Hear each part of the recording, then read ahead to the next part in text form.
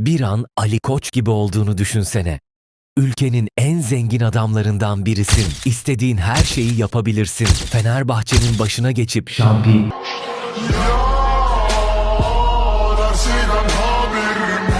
Başkanım bizimkisi şaka, biz de Fenerliyiz yani. Zengin olarak doğduğunu düşünsene.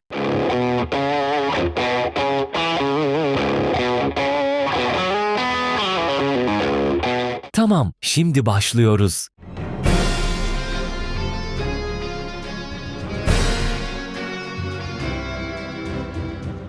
İlk nefesini şehrin en lüks hastanesinin özel bir suitinde alıyorsun. Kapıda takım elbiseli adamlar beklerken, avukatlar sen daha ağlamayı bile beceremeden adına açılacak güven fonunun evraklarını hazırlıyor. Aynen neler yapıyor piçler. Ben doğduğumda doktorlar ağlamamı beklemişler. Senin daha yaşın bile yok. Yatırım portföyün hazır ve evet, sen doğar doğmaz zengin oldun dostum. Eviniz mi? Boğaz kenarında devasa bir yalı. Öyle büyük ki GPS olmadan mutfağı bulamazsın. Hayatın çoğu insanın hayal bile kuramayacağı bir noktadan başlıyor. Ama sanma ki her şey bir masal gibi kolay geçecek. Aynen. Bana şuradan bir taş bulu alsana ya. Ailenin imkanları o kadar fazla ki sana çoğu zaman annenle baban değil, bakıcıların bakıyor. Ebeveynlerin toplantıdan toplantıya koşarken sen odanda oyuncakların ve bakıcılarınla baş başa kalıyorsun. Okul çağına geldiğinde sıradan bir devlet okuluna değil, tabii ki şehrin en seçkin özel okuluna gidiyorsun. Seni her gün özel şoförün getirip götürüyor. Bazen İstanbul trafiğinden sıkılıp okula helikopterle gidiyorsun. Ya ne anlatıyorsun be abla, gözünü seveyim be abi. Burada herkes birbirinin kim olduğunu biliyor. Öğretmenlerin de sana ayrı bir gözle bakıyor. Çünkü soyadın çoktan bir marka haline gelmiş. Bir gün sınav sonuçları açıklanıyor. Ahmet 100 almış, Sude 90. Sıra sana geliyor. Ali 10, sınıf sessizleşiyor. 10 değil, 100. Abi sen yanlış yapmadın, soru yanlışmış ya. Okuldaki arkadaşına doğum gününde PlayStation alıyorlar. Sana ise şirket hissesi devrediyorlar.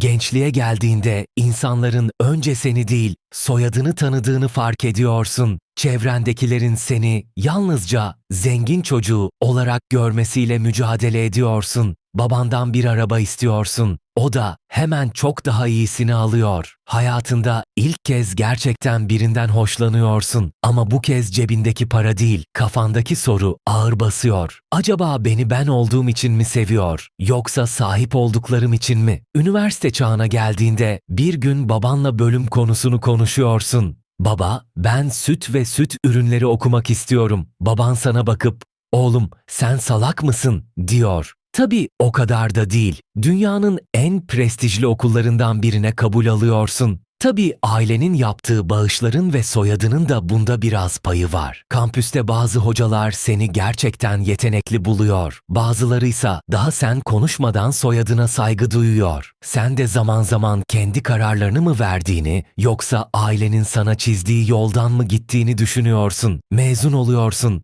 ve iş görüşmesine gidiyorsun. Pardon, ne iş görüşmesi ya? Babanın şirketlerinden birinin başına geçiyorsun işte. İlk çalıştığın yeri batırıyorsun. Baban sana kızıyor ve seni işten at. Tabii ki şaka. Sana daha büyük bir şirket veriyor. Bu servet zaten bir gün senin olacak. 9 kardeşin de yok. Ailenin tek çocuğusun. Bir hata yaparsan hallolur, başka bir şirketin başına geçersin. Normal bir insan için kariyer sonu olacak bir hata, senin için yalnızca bir sonraki koltuğa geçiş oluyor. Derken senin de aile kurma vaktin geliyor. Şirkette çalışan, fakir ama gururlu bir kız var. Aynı katta çalışıyorsunuz. Asansörde göz göze geliyorsunuz. O hep işine bakıyor ve senin paranla hiç ilgilenmiyor gibi davranıyor. Evet, tam bir yaz dizisi klişesi. İzleyici olarak sen bile şimdi bunlar birbirine aşık olacak, para her şey değilmiş mesajı verilecek diye bekliyorsun. Ama tabii ki burası Türk dizisi değil, Kral. Bir gün babanın en yakın iş ortağının kızıyla tanıştırılıyorsun. İki aile masaya oturuyor, kahveler içiliyor. Çocuklar da birbirini seviyor zaten, deniyor. Sen daha kıza, Merhaba bile dememişken